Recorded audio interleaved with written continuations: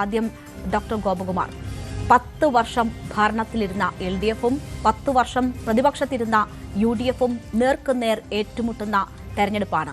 ഈ തെരഞ്ഞെടുപ്പിൽ ഈ സമയം ചർച്ചയാകേണ്ടുന്ന വിഷയം 77-ലെ BJP ബന്ധവും 2006-ലെ പരവൂരിൽ VD സതീശനെ ജയിപ്പിച്ചത് ആര് എന്ന കാര്യവുമാണോ?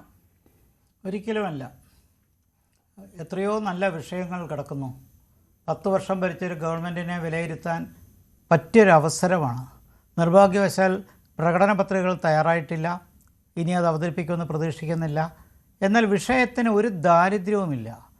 തൊഴിലില്ലായ്മ പ്രശ്നമുണ്ട്, വിലക്കയറ്റം പ്രശ്നമുണ്ട്, അഴിമതി പ്രശ്നമുണ്ട്, പ്രവാസികളുടെ ജീവിതം പ്രശ്നമുണ്ട്, പിന്നെ ക്ഷേത്രവുമായി ബന്ധപ്പെട്ട ശബരിമലയുമായി ബന്ധപ്പെട്ട അഴിമതിയുടെ പ്രശ്നമുണ്ട്. ഭാവിയിലേക്കുള്ള ഭരണത്തിൻ്റെ രീതിയെക്കുറിച്ച് ചർച്ച ചെയ്യാം, വികസനത്തെക്കുറിച്ച് ചെയ്യാം, അടിസ്ഥാന വികസനങ്ങളെക്കുറിച്ച് ചർച്ച ചെയ്യാം. എന്തോരം വിഷയങ്ങളുണ്ട്.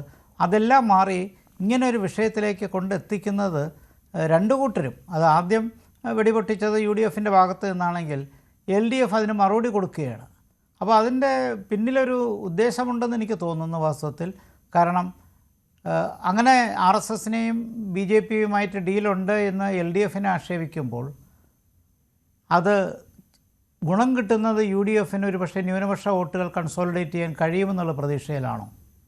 മറിച്ച് LDF ഇതിന് മറുപടി പറയുമ്പോൾ പരമ്പരാഗതമായി കോൺഗ്രസും RSSും തമ്മിൽ ബന്ധമുണ്ട് എന്ന് ചൂണ്ടിക്കാണിച്ചുകൊണ്ട് പറയുമ്പോൾ LDF-ന് തിരിച്ചു ഗുണം കിട്ടുമോ? വാസ്തവത്തിൽ രണ്ടുപേരും ഒരർത്ഥത്തിൽ സെൽഫ് ഗോളാണ് അടിക്കുന്നത്. ഇത് ഡീലുണ്ട് എന്ന് കേരളത്തിൽ അങ്ങോളം ഇങ്ങോളം ഡീലുണ്ട് എന്ന് ഒരിക്കലും നമുക്ക് വിശ്വസിക്കാൻ പറ്റുന്നില്ല.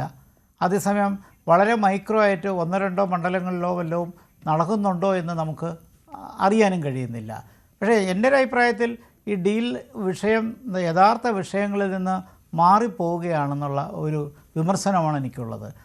ഇലക്ഷന് സംസാരിക്കേണ്ട വിഷയം ഇതല്ല. ഡീലുണ്ടെങ്കിൽ അത് ജനങ്ങൾ അതിനുള്ള മറുപടി കൊടുത്തോളും. പക്ഷെ അതിലേക്ക് മാത്രം കോൺസെൻട്രേറ്റ് ചെയ്ത് അതുവഴി വ്യക്തിപരമായ ആരോപണങ്ങളും പ്രത്യാരോപണങ്ങളും നടത്തുമ്പോൾ യഥാർത്ഥത്തിലുള്ള തിരഞ്ഞെടുപ്പിൻ്റെ വിഷയങ്ങൾ അപ്രസക്തമാകുന്നു. ആ നിലയ്ക്ക് അത് അനാരോഗ്യപരമായ പ്രവണതയാണെന്ന് എനിക്ക് തോന്നിയിട്ടുള്ളത്. തീർച്ചയായും ശ്രീ VR അനൂപ്